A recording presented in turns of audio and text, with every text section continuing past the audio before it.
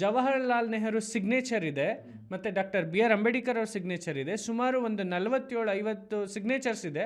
ನಿಮ್ಮ ಪ್ರಶ್ನೆಗಳೇನಾದರೂ ಇದ್ದರೆ ಹಿಂದಿನ ಪುಟದಲ್ಲಿ ದಾಖಲಿಸಿ ಅಂತಿದೆ. ನಾನು ಇದನ್ನು ಎಲ್ಲಿ ನೋಡಿದೆ ಅಂದರೆ, ಒಂದು ಸಣ್ಣ ವಾಡೆ ಮನೆತನ.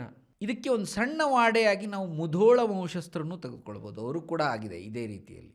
ಮುಧೋಳ ಮನೆತನ, ರಾಜ ಮನೆತನ, ಅವರೆಲ್ಲರೂ ಈ ಬ್ರಿಟಿಷರ ಆಡಳಿತಕ್ಕೆ ಒಪ್ಪಿಗೆಯನ್ನು ಕೊಟ್ಟಿದ್ರು ಅಥವಾ ಬ್ರಿಟಿಷ್ ಅಂಡ್ರಿದ್ರು ಅಂತ ಅದರ ಅರ್ಥ ಅಲ್ಲ.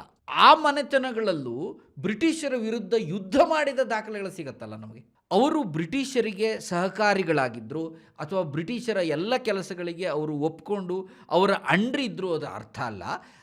ಆದರೆ ಸೋದೆ ಅರಸರು ಭಾರತದಲ್ಲಿ ಬ್ರಿಟಿಷರನ್ನು ಸೋಲಿಸಿದ ಮೊದಲ ರಾಜ ಮನೆತನ.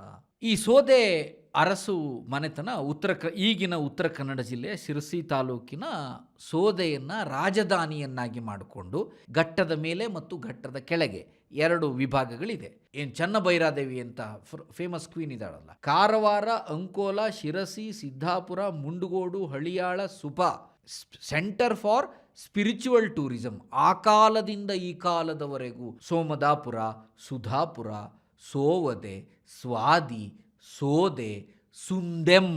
ಯಾರಿಂದ ಅಂತ ಕೇಳಿದ್ರೆ ಇಮ್ಮಡಿ ಅರಸಪ್ಪ ನಾಯಕ. ಕರ್ನಾಟಕದ ಕೆಲವು ರಾಜರ ಹೆಸರುಗಳು ಮಾತ್ರ ಗೊತ್ತು.